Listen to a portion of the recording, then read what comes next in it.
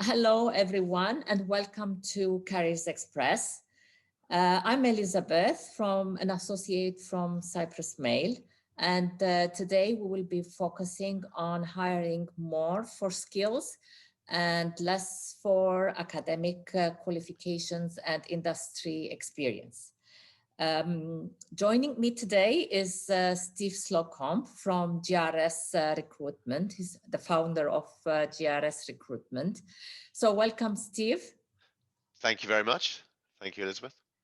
Okay, so when did this tendency or trend, let's say, with the local companies start, when they started, eventually hiring more for skills? Yeah, okay. Well, firstly, I want to say thanks, Elizabeth, for having me on your webcast. It's a great honor, and it's much appreciated to be asked. And to go into your question, I think firstly, I'd like to say we must never underestimate the importance and value of education and educational qualifications. However, we have seen a trend develop over the last few years, not just in Cyprus, but globally. And I think, obviously Cyprus has followed that trend of companies requiring more from their employees than just academic qualifications. We now find emotional intelligence as well as academic intelligence are both now equally as important. Increasingly, we've found markets have become more global and competitive. And in many fields, consumers, customers, clients, whatever you call them, demand a better quality of service and delivery. And this tends to be given through employees being able to communicate effectively and with what is known as emotional intelligence. People do come back on how they're treated, and we've all had bad customer service stories that tell you, and you take your business elsewhere. So now it's about engaging with your customer, with your client, and also with your colleagues. Effectively, it's about communication, I suppose, if I was to summarize it. And if an individual employee is not a great communicator and cannot connect with colleagues and customers, despite having a wealth of qualifications, they will not go as far as somebody who has a high EQ and not necessarily just a high IQ. Right. So you very much touched the topic of soft skills there. So is it more soft skills that the companies are looking at, or increasingly looking for, or it's split between technical skills and soft skills? Yeah, I think obviously, again, if you're a chartered accountant and you need to have your qualifications and the high grades will stand you from the rest of the applicants. However, again, business is more interactive. People are expecting people to communicate a lot more, and it's not just about being able to do a job. It's about being able to upsell to your client and manage that relationship with the client. So yeah, I think soft skills are increasingly important, and that's something which sometimes people don't always see. Candidates potentially realize the importance of being able to communicate and engage with their potential employer and their colleagues, and then ultimately the customers and clients of their employer. Right. So how the employers or the companies are assessing the skills from the candidates, from job seekers? Yeah, well, we find obviously the interview process is a good process for doing that. Obviously people, how they come across and how they deliver in interview is the sort of primary process, I should say. We're also finding now companies are engaging with more sort of psychometric testing, things like Hogan assessments, which we're licensed to offer here in Cyprus, and we've found actually that a lot of employers do like to dig that little bit deeper into their employees' sort of goals, motivations, and communications, and it's very interesting to see when you see the results of some of these, certainly Hogan, just how how much people enjoy engaging with others and those sort of qualities, which again are very useful in the modern environment. Okay, so global companies, we know that they are using currently some talent management systems powered by artificial intelligence to match both the roles and the best skill fit. Yeah. Do we have any companies here in Cyprus who are using this kind of talent management systems?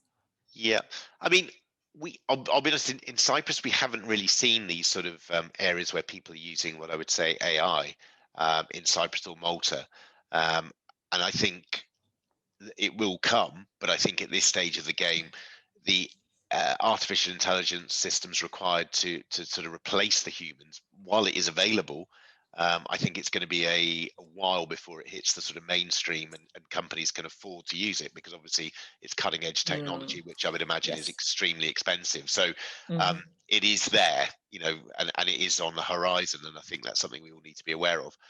But I think at this stage, again, I think with the sort of talent management, people are using more and more people are using sort of psychometric testing and things like that as an addition to their selection process. But actual AI, we're not seeing it yet in Cyprus and Malta. But again, you are hearing certainly in the US that companies, some of these big corporate businesses that can afford this sort of technology, the software, are starting to use it. And like all these things, it will come. Yeah, definitely, definitely. Okay. All right. So the companies that are increasingly hiring for skills, Yeah.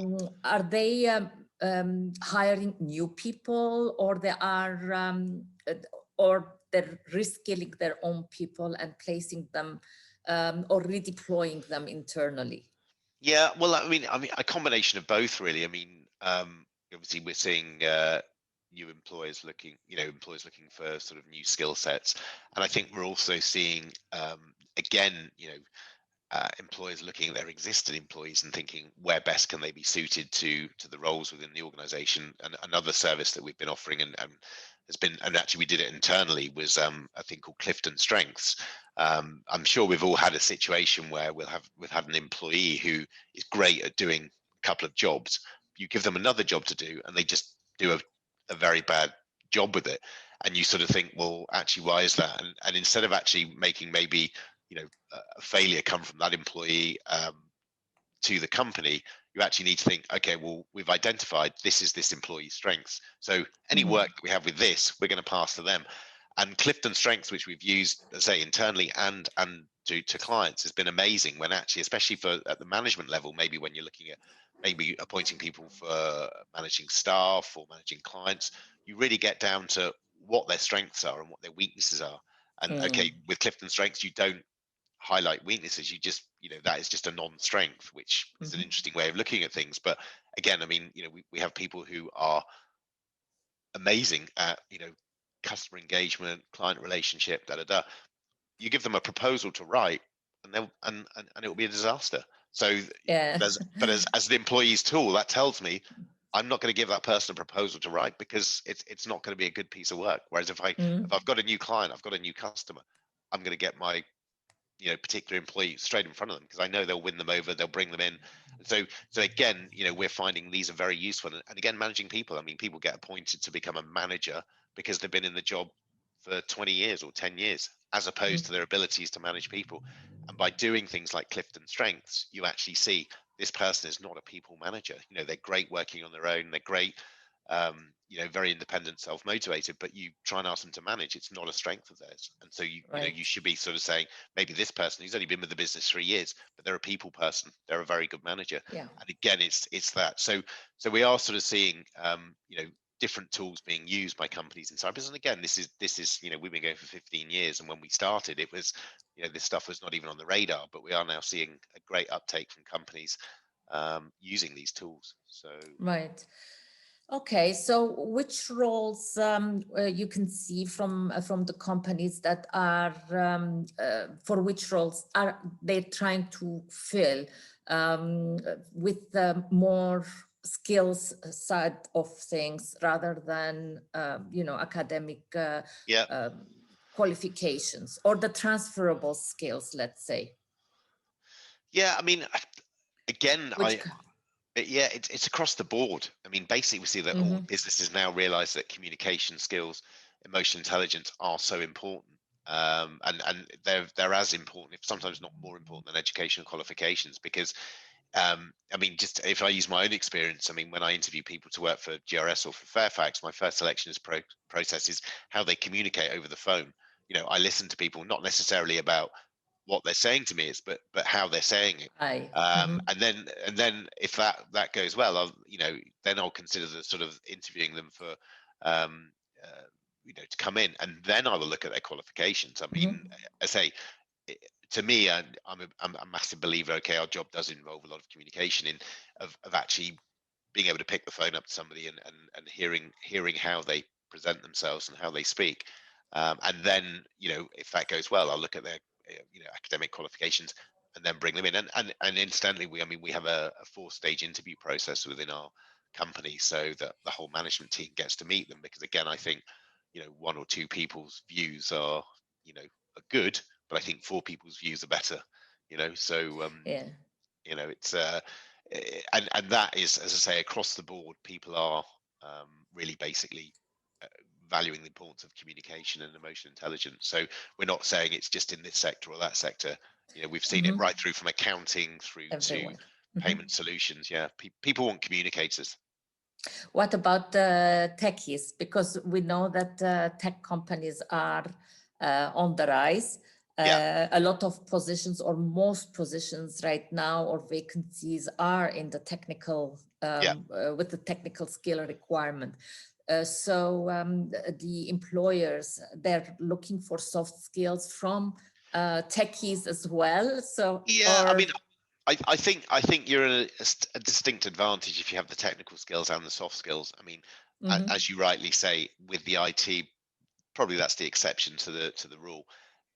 They are less important. I mean, if you have somebody who is an amazing, Java developer or something like that, the fact that maybe they're not so good in interaction or engagement, it's not such an issue, because they're going to be maybe working in the middle of the back office and producing the code and the software. So it's not so important. But I think increasingly, to be able to, I suppose, get ahead in industries, a lot of it is down to the personal sort of communication skills that you have, which I think, yeah.